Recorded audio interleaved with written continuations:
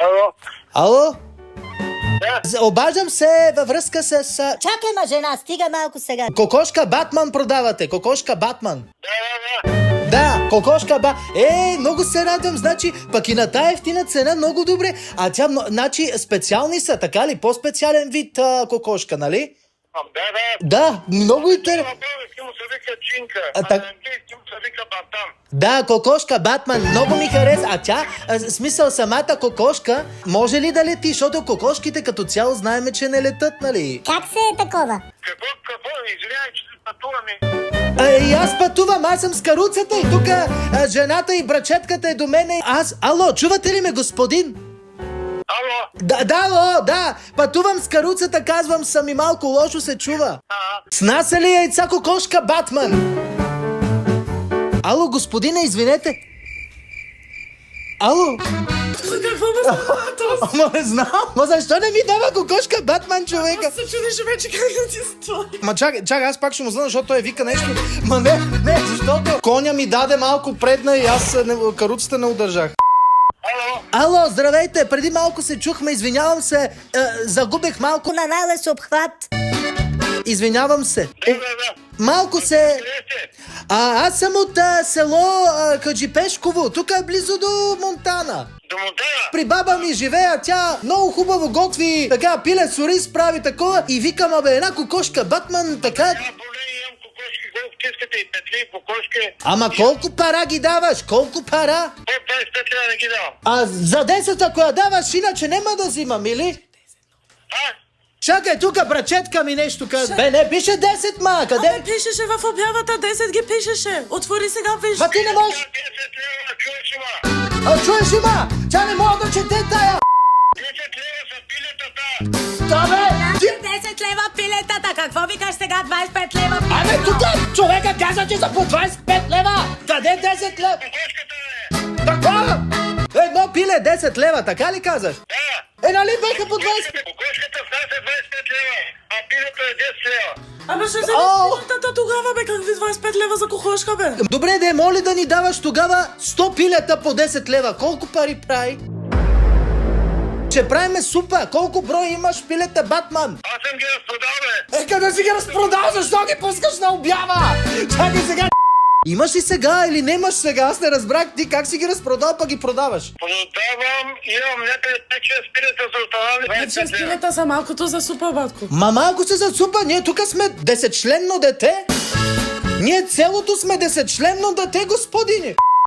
Ще даваш ли кокошката, ако не... Ще даваш ли, викам, или няма да ги даваш тия кокошки Батман? Давам ги, бе, нали ти казвам. Аз имам едно магаре Супермен. Можем ли да ги нещо, че в то саме магарето Супермен с кокошка Батман да стане Трансформърс? Може ли нещо? Я пак му звъни. Не. Тя вика, аз ги гледам по 10 лева и той след малко вика, да, по 10 лева. Отвори обявата, 10 лева са. Ама то верно беше 10 лева. Продавам декоративни Батман. пилета, кокошки, петли. Аз вече продавам магаре Супермен. Ако искате, пишете в коментари хаштаг магаре, ще ви го продам. 30 лева. 35, айде. 35 промоция. Ама само сега, бъдещите 5 минути. Има ръчно изрисувана керамична патка. Ето така изглежда, ето я. Ало. Кажете. Обаждам се тук с сестра ми. Видяхме в вашата обява, че предлагате керамична патка. Това истина ли е? Керамична патка, да. Имам керамична патка. Ние, защото гледаме обявата и много така ни стана забавно. Правим колекция по принцип от патки и ние двете. Имаме какви ли не патици имам предвид. 55 лева ли остава цената? Да. Сики, ти нали искаше патка? Какво? Да, ама колко лева е? Ами 55, че трябва да събираме пари. Откъде ще взем Моля 55 ви лева? се, исках да попитам нещо, момчето. Нека да е 50 лева, айде, щом сте такива големи ентусиастки, нека да е 50. Една патка за 50 лева, много добре. Много благодарим, нямате представа как смихнахте тук едни 3 девойки на 50. Възрастта няма значение. Няма, да. Сики, Ама аз имам и още една такава дървена. Видяхте ли? Дървена патка, така ли?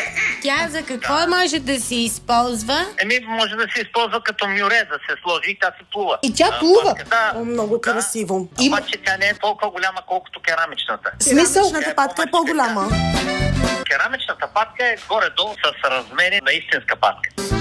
Да. Може би между 15 и 18 сантиметра. Може би, да. Те мъжете се лъжат, че 25, примерно. По-голяма, да. Говориме. Вие лъжете сега. Ние обичаме животните. А добре, значи, предлагате ни дървената патка, керамичната патка за под 100 лева, така ли? Еми да. Тоест 2 патки за под 100 лева. И това е добра майсийке. Вие и вашите патки откъде сте? Аз съм от село Патица. Там имате големи патки, значи, да? Чакайте, понеже ние сме софиянки. Ще трябва да ни ги изпратите. Да, повечето от моите клиенти са софиянци. Да. Разбира се, Имаме как още ние. една патка, която е излята от чугун. Да, чугунена патка, много тежка. Имате чугунена патка, тежка. Трета патка. Оу. И тя обаче е 200 лева. То чугунена патка. Колко пари да е една чугунена патка? Може би не. Чакайте сега, вие как? 100 годишна. 100 годишна патка. Скъп е материала. 100 годишна патка. Тя се използва за подпиране на врати. Той, Бог да го прости, моя мъж, и той се използваше за подпиране на вратата. Как вие ще ми гарантирате, че патката ми няма да се щупи? 3 патки даже поръчваме. Не, тази от 200 лева, аз нямам толкова пари. Не, чугунената не. Значи искаме 2 патки, така ли? Ама ние сме 3. Дай да вземем 3 патки. Ще ги редуваме. Ще се редуваме. А можете ли да ни ги пратите още утре, например? Още днеска мога да ги пратя. Още днес. Много сте любезен. Още утре можем да Как се... се казвате? Да. Още утре може да се любувате на патки. Вие как се казвате? Емил. О, чудесно, като брат ми. И той така се казва. Прекрасно име имате МК. Да. И аз се казвах Емил преди операциите. Se казва Гертруда, другата се казва. Аз се казвах Емил преди операциите, а това е... Сийка до мен. А Гертруда къде е? Ами аз сега съм Гертруда, преди операцията бех Емил. Ама брат, смисъл сега съм вече Сийка. Това кой бех? Забравих. Сега съм Гертруда, ама преди... Знаете ли, че разговора ни се записва за по-голяма така? О, да. Разговора знаем, че се записва, няма проблем. Ево, брат. Извинявай. Вънка времето е готино тук в нашото село. Да, вънка времето хубаво. Аз трифинол не пия, черно кафе пия. Ние сме софиянки, кореняк софиянки. Благодарим ви. Девето поколение софиянки. 9-то поколение. Ти даже си 10-то, майбе. 10-то. 10-то си. Тя баба й е била кметица някога на Каспичан. Такива спомени.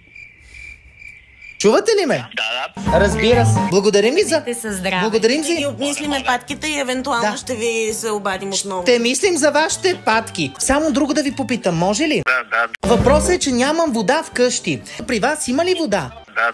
Имате вода, защото аз тъкмо си обръснах космите на краката и на мишниците и водата спря и сега идва едно гадже и аз какво да правя? Няма вода. Хубав ден, господине! Ево, брат. Това беше от нас, чао.